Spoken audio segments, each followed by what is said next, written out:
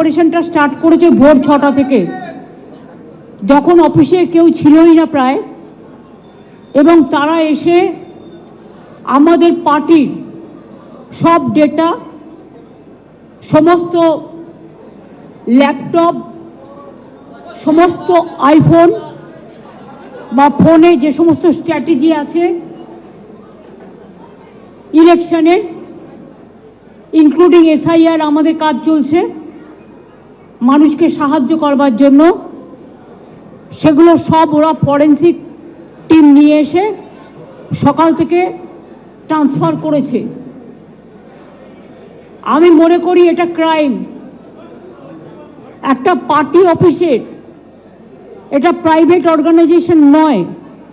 আপনারা সবাই জানেন আইপ্যাক আমাদের অল ইন্ডিয়া তৃণমূল কংগ্রেসের, এটা আমাদের অথরাইজড টিম, এবং সেই অথরাইজড টিমের কাছ থেকে সব কাগজ ছিনিয়ে নেওয়া, সব লুট করা, এবং কাগজ টেবিলগুলো পুরো ফাঁকা পড়ে রয়েছে। তার মানে সব কাগজপত্র এবার বলুন আবার নতুন করে তৈরি করতে গেলে ইলেকশন তো পেরিয়ে যাবে। এটা কি ওদের ঠিক হয়েছে?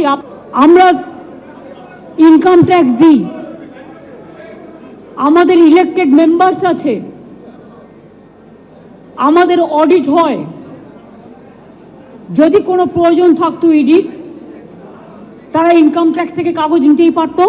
দিনের সব থেকে বড় খবরে আমরা রয়েছি। কয়লা পাচার কাণ্ডে ইডি তদন্ত নিয়ে কেন্দ্রের সঙ্গে সরাসরি সংঘাতে মুখ্যমন্ত্রী মমতা বন্দ্যোপাধ্যায়। আমরা 8টা ছবি আপনাদের সামনে রেখেছি, মূলত দুটি জায়গায়। একদিকে হচ্ছে আইপ্যাকের যে কর্ণধার প্রতীক জৈনের বাড়িতে ইডি তল্লাশি চালিয়েছে এবং এখনো পর্যন্ত তল্লাশি চলছে। সল্টলেকে সেক্টর 5-এ আইপ্যাকের যে অফিস রয়েছে সেখানে দু জায়গাতেই পৌঁছে যান মুখ্যমন্ত্রী মমতা বন্দ্যোপাধ্যায় এবং প্রতীক জৈনের বাড়িতে গিয়ে সেখান থেকে ফাইল হাতে মুখ্যমন্ত্রী মমতা বন্দ্যোপাধ্যায়কে বেরোতে দেখা যায়।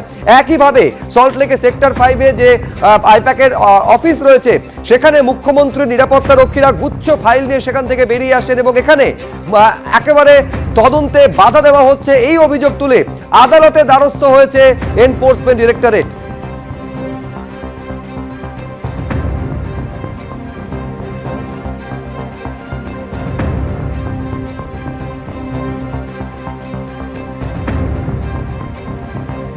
অর্থাৎ একদিকে যখন ইডির এই তৎপরতাতে বাধা দেওয়ার অভিযোগে কলকাতা হাইকোর্টে মামলা দায়ের করেছে এনফোর্সমেন্ট ডিরেক্টরেট, সৌভিক মজুমদার তা নিয়ে বিস্তারিত আপনাদের সামনে তুলে ধরবে। আর এই মুহূর্তে খবর পাচ্ছি প্রায় 4 ঘন্টা হতে চললো, এখনো পর্যন্ত ইডির যে তদন্ত যেখানে চলছে সল্টলেকে সেক্টর 5-এ আইপ্যাকের অফিসে মমতা বন্দ্যোপাধ্যায় এখনো সেখানে রয়েছেন। আমি আরো বিস্তারিত জানবো, পার্থ প্রতিম ঘোষ আমাদের প্রতিনিধি রয়েছেন। পার্থ,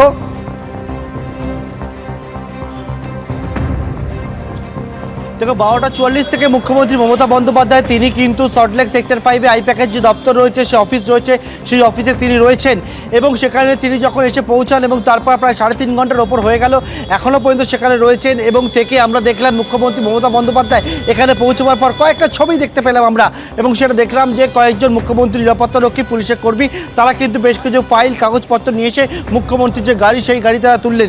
ইডির তরফ থেকে একেবারে স্টেটমেন্ট জারি করা হয়েছে এবং সেখানে তারা বলছেন যে তারা আজকে যে জায়গায় রেড করছিল সেখানে কিন্তু আজকে তারা সেখান থেকে যে ডকুমেন্টস, সেই ডকুমেন্টস কিন্তু সেখানে তাদের কাছ থেকে নিয়ে নেওয়া হয়েছে বলে এই বিষয়ে কিন্তু ইডি তাদের স্টেটমেন্ট দিয়েছে। আমি একবার ছবিটা দেখাবো। এটা হচ্ছে একেবারে সল্টলেক সেক্টর 5-এ গোদরেজ ওয়াটার সাইডের যে বিল্ডিং রয়েছে, যেখানে 12 তলায় আইপ্যাকের যে অফিস রয়েছে, সেই আইপ্যাকের অফিসে ইডির আধিকারিকরা রয়েছেন, কেন্দ্রীয় বাহিনীকে নিয়ে রয়েছেন এবং সেখানে কিন্তু মুখ্যমন্ত্রী মমতা বন্দ্যোপাধ্যায় এসে পৌঁছায়। আমরা যেটা জানতে পারছি আইপ্যাকের অফিসের ঠিক বাইরে সেই জায়গায় মুখ্যমন্ত্রী কিন্তু একেবারে এসে সেখানে পৌঁছেছিলেন এবং মুখ্যমন্ত্রী সেখান থেকে নেমে এসে সংবাদ মাধ্যমে মুখোমুখি হন। তিনি কিন্তু একাধিক বিষয়ে অভিযোগ করেন এবং সরাসরি একটা কেন্দ্রীয় এজেন্সির সঙ্গে যে সংঘাত, সেই সংঘাতটা প্রকট হয়, সেই সংঘাতটা সামনে আসে। এখনও পর্যন্ত মুখ্যমন্ত্রী মমতা বন্দ্যোপাধ্যায় এখানে রয়েছেন।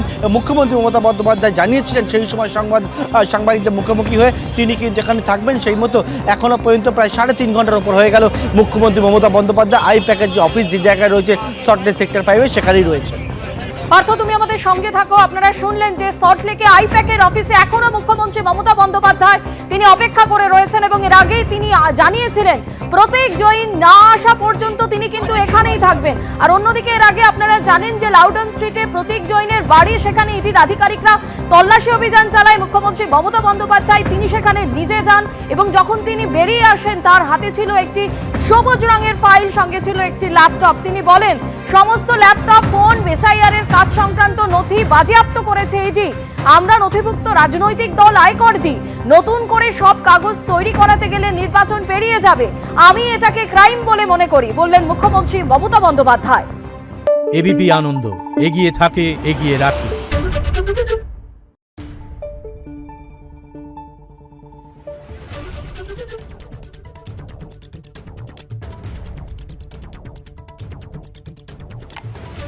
Thank you.